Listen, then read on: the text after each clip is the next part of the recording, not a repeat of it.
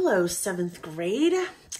Okay, we are moving on to the probably most difficult part of our project. What you guys should have now is you should have your self-portrait gridded and the white piece of paper, and then your self-portrait should also be outlined in black, just the shapes and the edges of things.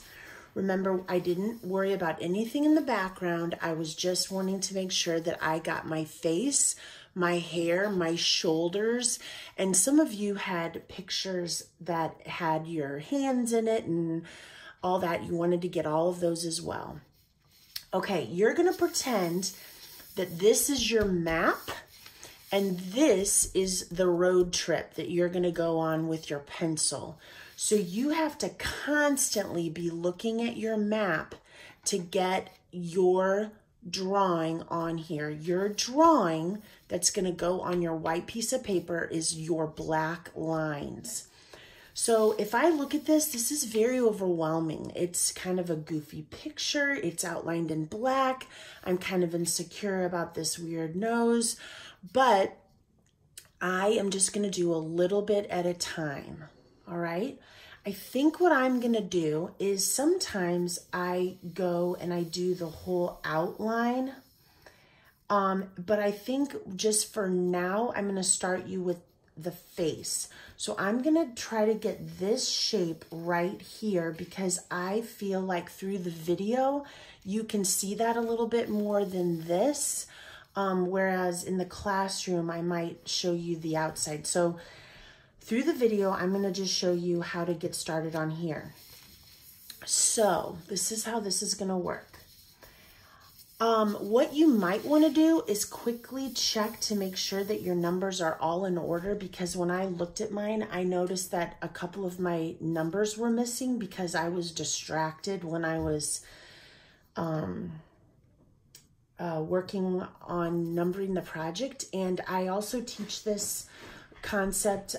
We make a much more complex project in the high school, but it's very common to miss one number.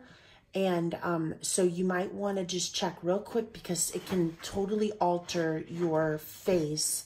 And then you don't understand what's going on because your chin is extra long and you're like, oh my goodness, I numbered it wrong. So maybe check your numbers. Okay, so I'm going to start. Oops, let me get settled here. I'm gonna start here because this is kind of the top, and I see that this is 33.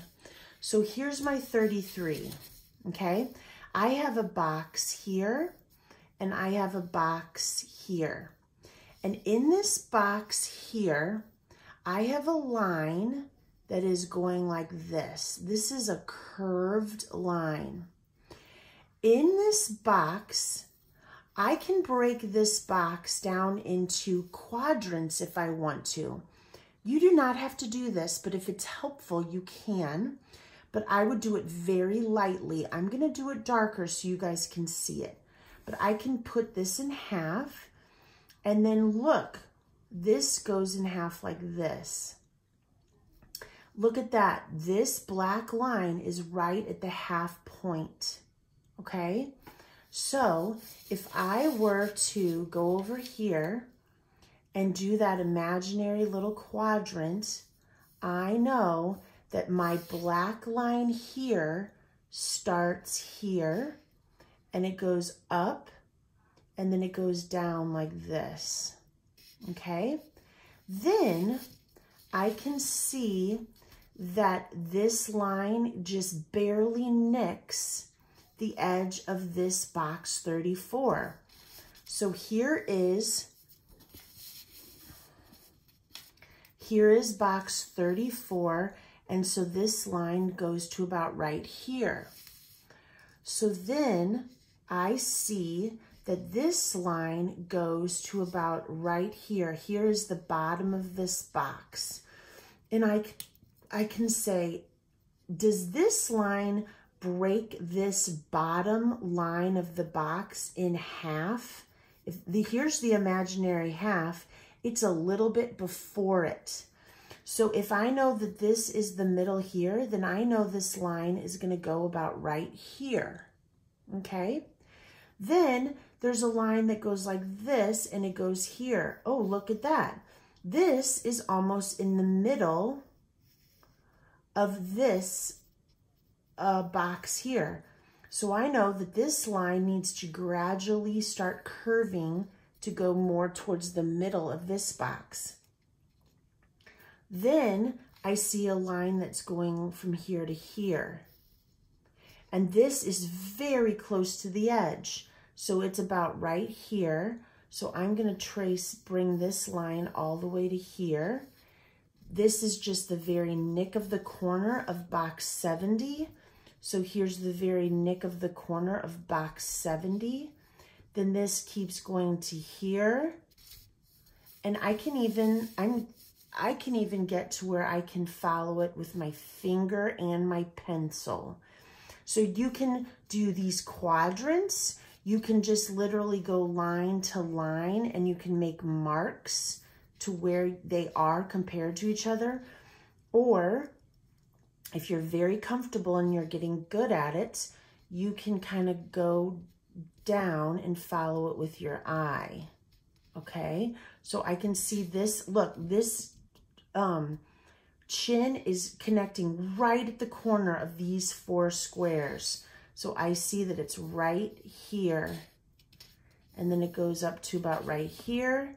Then it goes up to here. Then look, here's where my bangs are. Uh-oh.